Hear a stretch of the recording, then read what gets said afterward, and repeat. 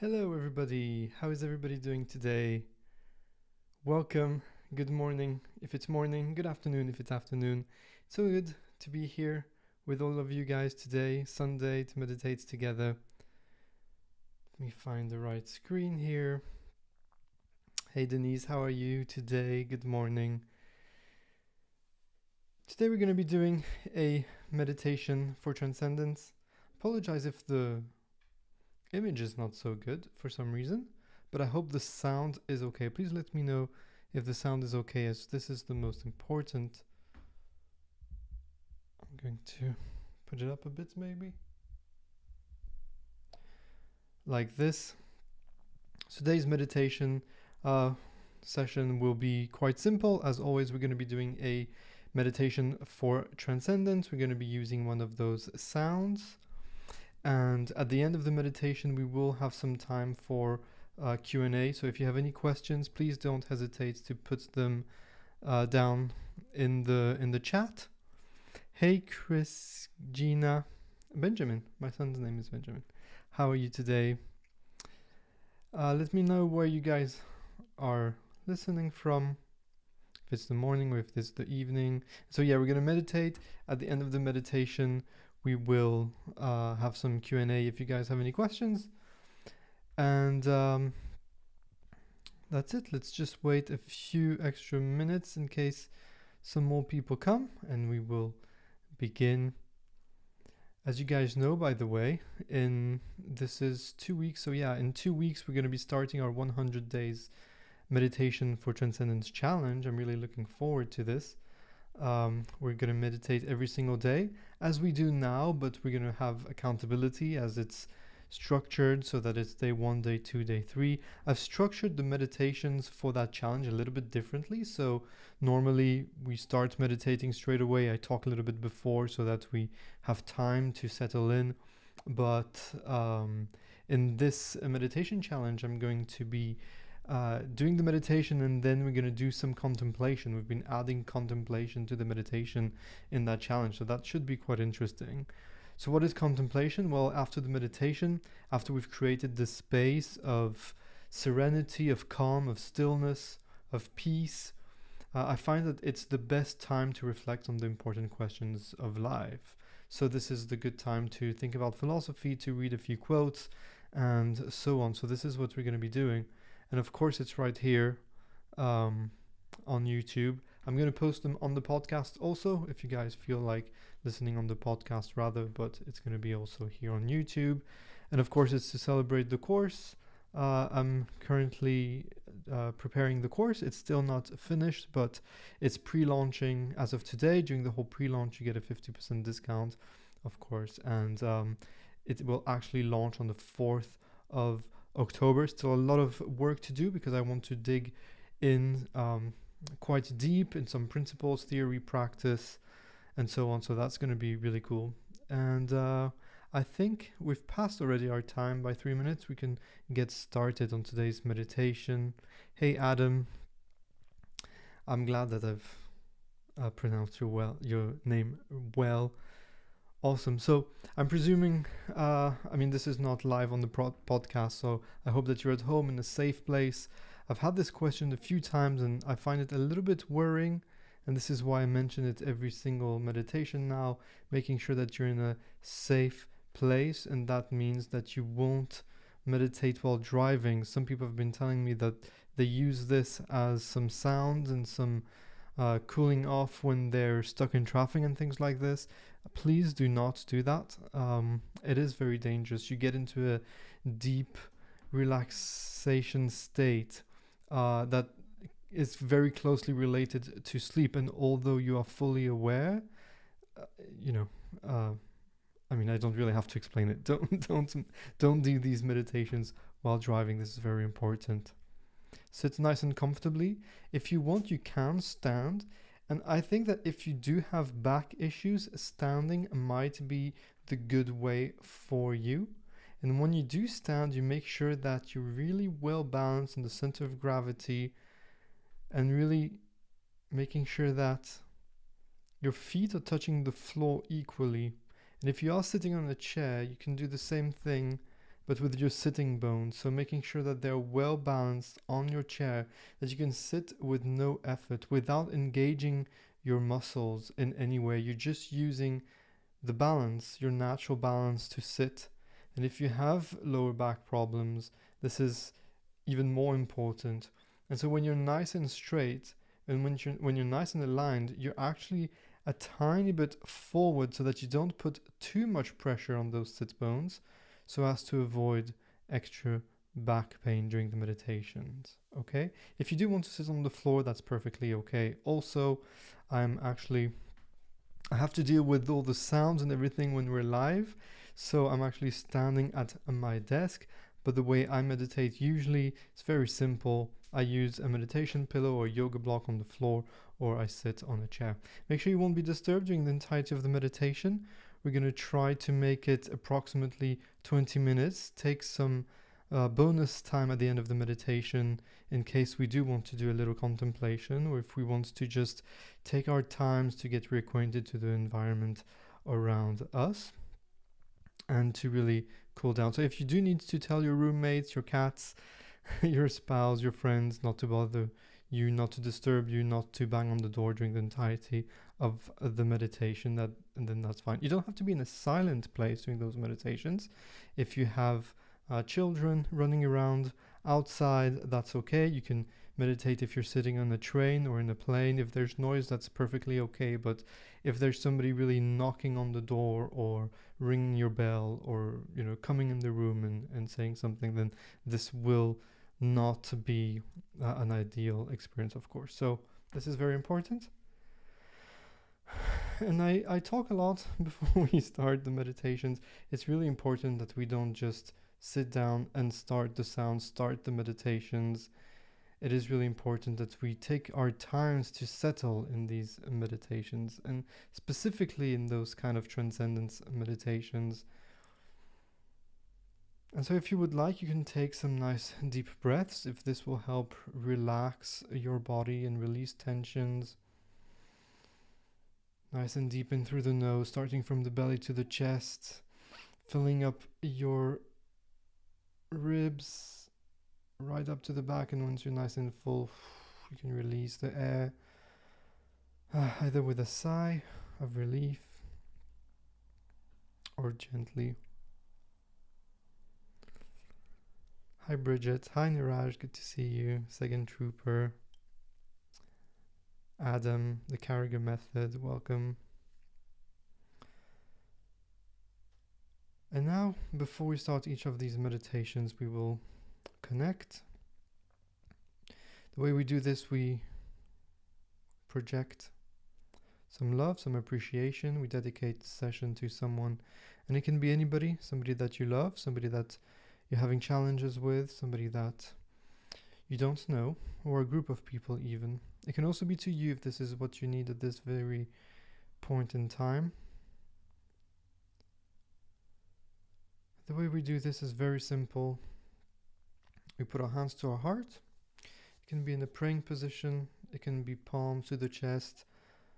There are no rituals here, so whatever feels more natural to you, whatever feels more comfortable to you, to your beliefs, to just to the way that you are.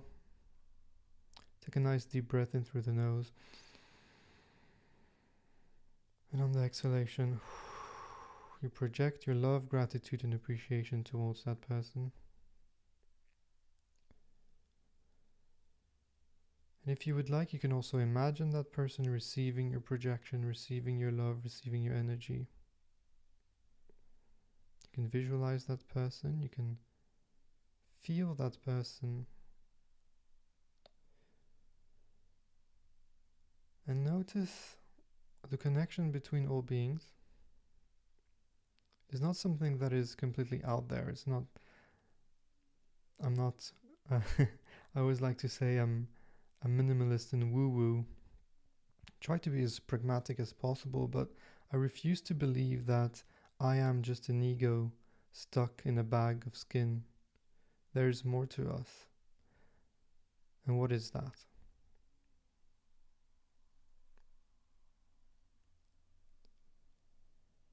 So in a few moments you'll be introduced to a sound. you will be introduced to a vibration. You'll put your focus, your attention as gently and effortlessly as possible on that vibration, and you will hold the focus gently during the entirety of the meditation.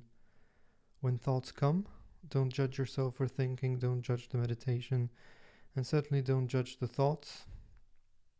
You might observe them for a few split seconds, and once you catch yourself thinking, you go back as smoothly as possible to the vibration, putting it back on the center stage of your interpersonal space, in the foreground of your mind. After a few moments, I will fade out the vibration and you will let it resonate in your own mind. You'll reproduce it. You'll reproduce the sensation of the vibration.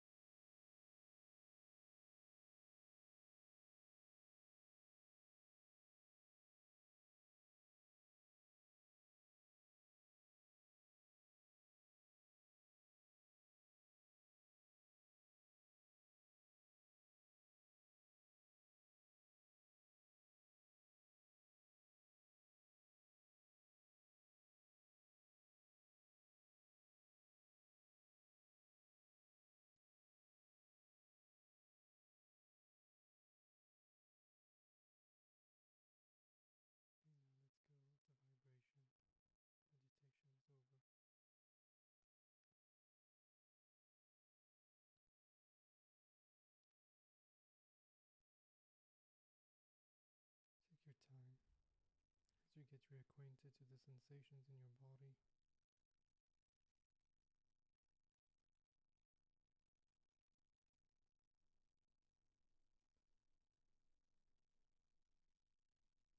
And let your body do what your body needs to do. If you need to stretch, stretch. If you need to start moving, do so, starting with extremities, fingers and toes. If you need to wiggle, wiggle. If you need to smile, smile, but don't force it, keep it natural. Stay there, stay. Whenever you feel like it, whenever you feel ready, take a nice deep breath. And on the exhalation, gently open your eyes. And stay there. As you get reacquainted to the environment around you, noticing what's new, noticing what's familiar. Objects, colors, shapes, lights, shadows, textures, but also sounds, smells. And enjoy this moment of calm, this moment of stillness, of peace, of clarity perhaps. And while we are in this space, I would like to take advantage of it to share a little passage that I was reading this morning. And because we are in a moment of stillness, we have great power to reflect, to contemplate, to meditate on this. And maybe throughout the day, if you would like, or in your journaling session. It's from Alan Watts. I'm a big fan of Alan Watts. From his book, The Book on the Taboo Against Knowing Who You Are. It's extremely interesting, and I highly recommend that you read it.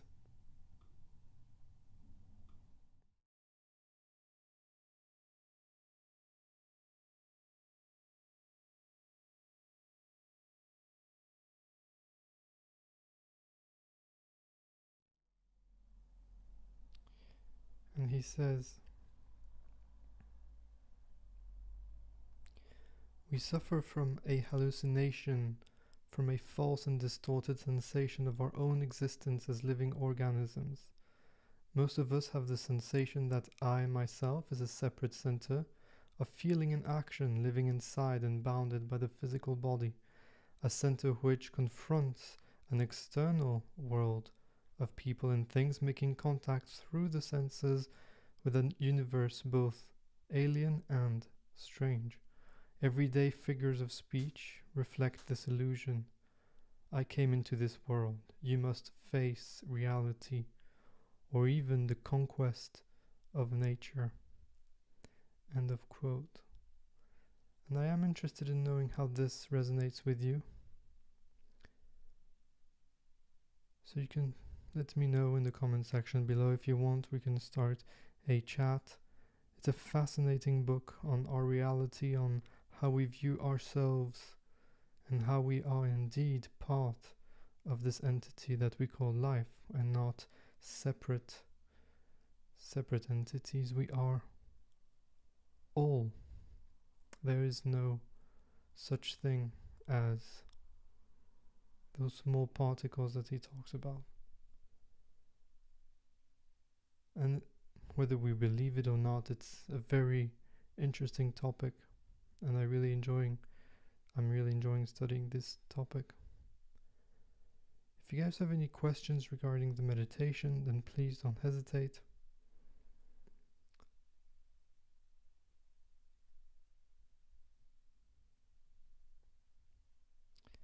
And if not, then I guess that's it for today. The name of the book is The Book. The Book on the Taboo Against Knowing Who You Are by Alan Watts. Alan Watts wrote over 25 books. He was born at the beginning of the 20th century and passed in the 70s. He wrote extensively on Zen Buddhism, on meditation, and on secular spirituality. and it's a very interesting take on existentialism. Hope that's how you say it in English. But I've been reading. I read all of his books when I was like a teenager, and I've been revisiting them. It has been extremely interesting, and I'm also revisiting some of the concepts to explain with his words are so much better than mine. In my course, I wanted to explain some perspectives. We're going to be talking about cosmic consciousness and all these types of things that might seem out there but are not really. And so I've been revisiting his books as a research, and they seem brand new, like I've never actually read them. Every time you read them, it's something fresh. So I highly recommend those books. Those are probably some of the books I recommend the most on spirituality, on meditation, on Zen, and so on. That's it. That's the one. Chris Gina. Where are you from, Chris Gina? I'm interested. Is it okay to do this meditation longer than 20 minutes? I recommend that you do only 20 minutes. I think 20 minutes is long enough. If you need more, maybe it's something else that you need. And I would really advise that you don't do more than 20 minutes. You can do it again later during the day, or you can do it again tomorrow. But meditation is like practicing an art form. It's not, it's not the most important thing of your life. It helps you to become a better human being, not a better meditator. So 20 minutes here and 20 minutes there is enough in my view, especially for these transcendence meditation. For more contemplative meditation or breath meditation, then you could do more. But I'm not sure it's necessary for most of us. I love the book and often listen to him on YouTube. Yes, there is the YouTube channel from Alan Watts' organization. I think it's from his children. And so they put some of his talks in there. It's really nice. Just listening to the sound of his voice is extremely calming. I really enjoy it. Denise, so hard to get out of the illusion, but I'm working on it. I think it's not about getting out of the illusion. I think it's realizing the illusion and just being however it is that you are. And things just happen naturally because that's how it is. That's how it should be. Adam, I've been working on my awareness consciousness and have really resonated with disengagement of the ego. I can then feel the connection with others and the earth. Yes. Are you saying specifically during the meditations or also outside of the meditations? Because I think meditation for me is it's a skill where we're sitting for 20 minutes in a safe place, and we're practicing these things that we should actually be applying during the rest of the day. Of course, it does have an impact on the rest of your day. You might feel calmer, you might feel more able to respond with grace to certain events that might be difficult otherwise.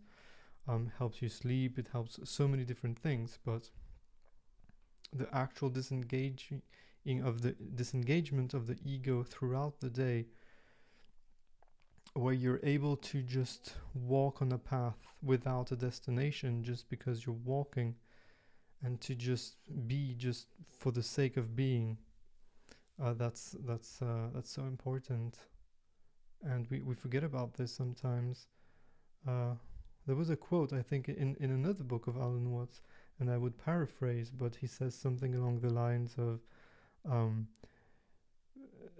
clouds don't fly through the sky so that artists can paint them, or a stream doesn't exist just because people can go and drink. It just doesn't have a goal. It doesn't have. It just is because it just is. There is no reason. Brenda, I've been meditating for around 6 months and I find myself being in a state of anxiety about observing my breath. I know it's not COVID, but does this ever happen to you? I don't think I don't think the anxiety comes from observing your breath. I think the anxiety is there, and because you're settling down, your mind starts noticing that you are anxious, and so it needs to come out some way. But I don't think that this has anything to do with actually observing your breath, if that makes sense. I'm Brandon, by the way. It's my sister's. Okay. Hey, Brandon. Feel more on flow when meditate and observe things versus react. Exactly. Loved comments. We're just an ego stuck in the bag. Yes, this is not from me, Niraj. I didn't invent this, unfortunately. Or unfortunately, no. Do we ever invent anything? There's this book, Steal Like an Artist. Is there any such thing as creation, but just taking so much from different teachers? And I think the expression an ego stuck in a bag of skin actually comes from Alan Watts, if I'm not mistaken. I think it does. Probably. I've been for the course preparation, I've been studying him extensively, and so expressions of him come, and they're really cool because of course it's last century, but what a guy. So does it mean there's something that needs to be resolved?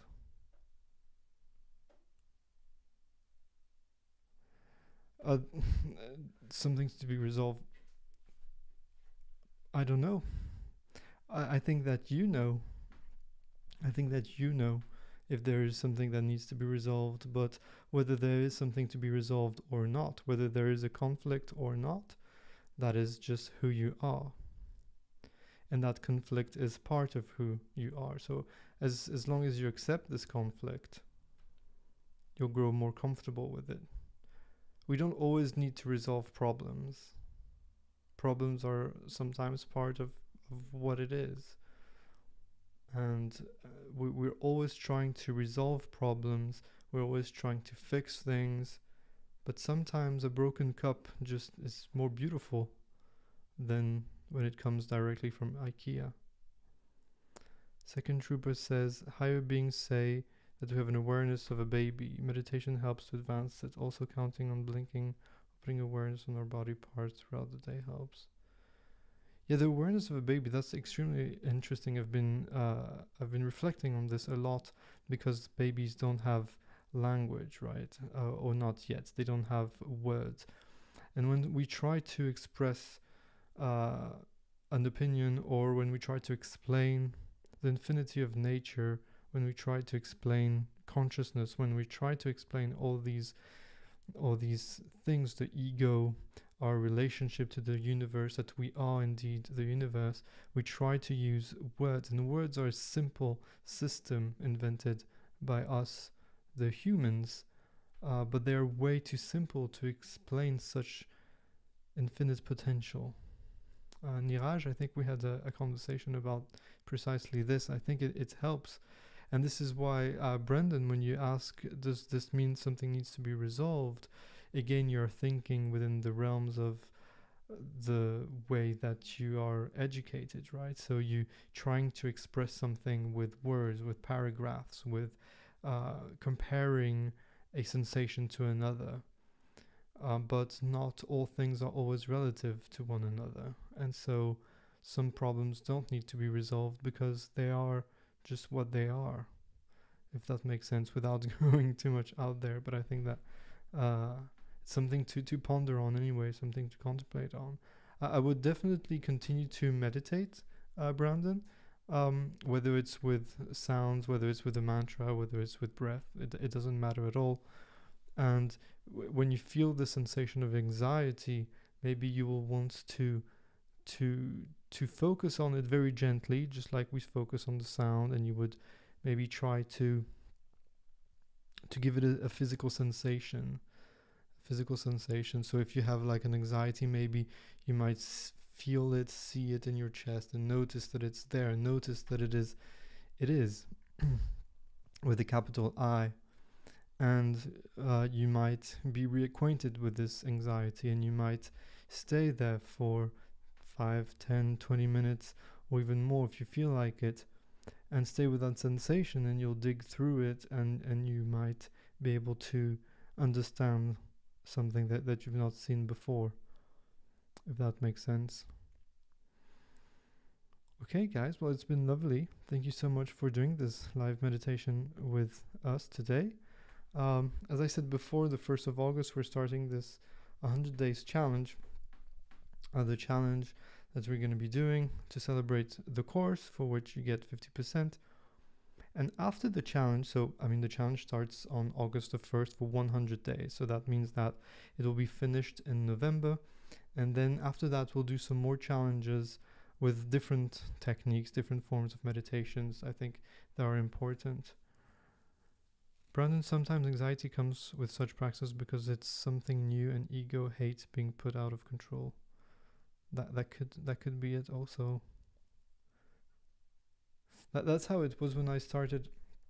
I studied in Paris, right? I studied music actually in Paris in the conservatory, and we were allowed to do all sorts of different practices, especially for body awareness and all these things, you know. So I did the Alexander technique, and only once I started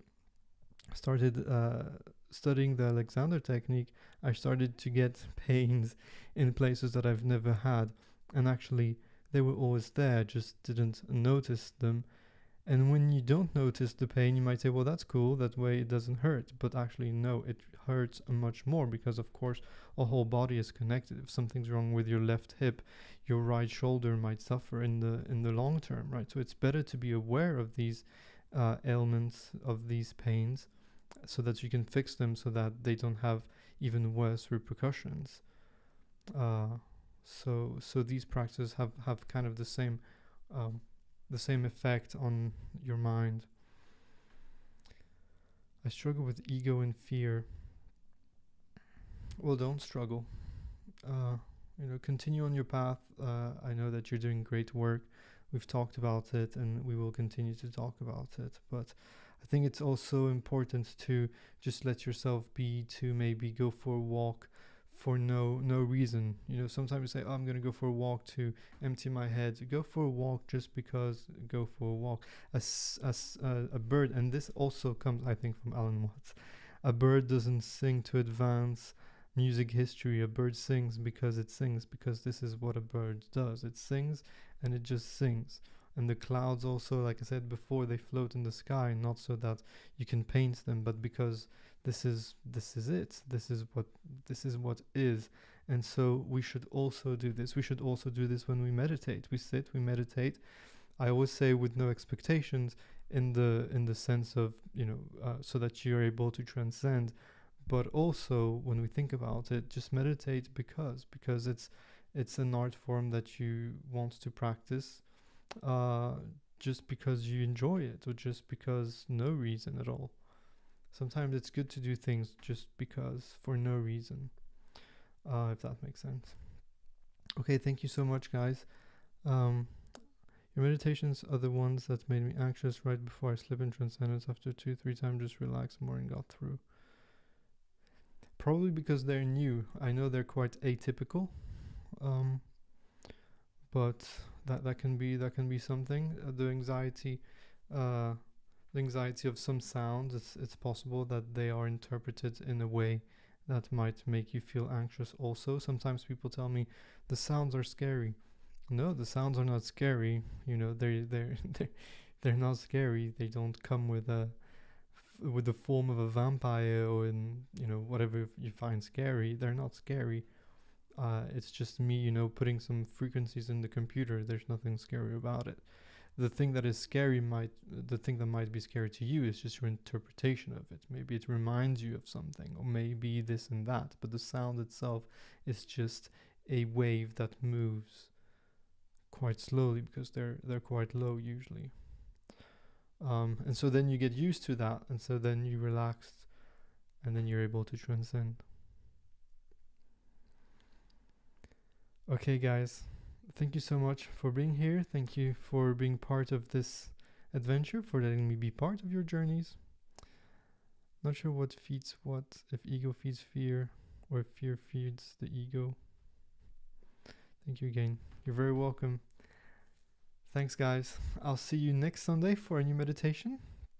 In the meantime, I've already posted the meditations for today. So every single day, a new meditation with a new sound. I'm going to introduce quotes a little bit because it's good to contemplate after the meditation. And yeah, that's it.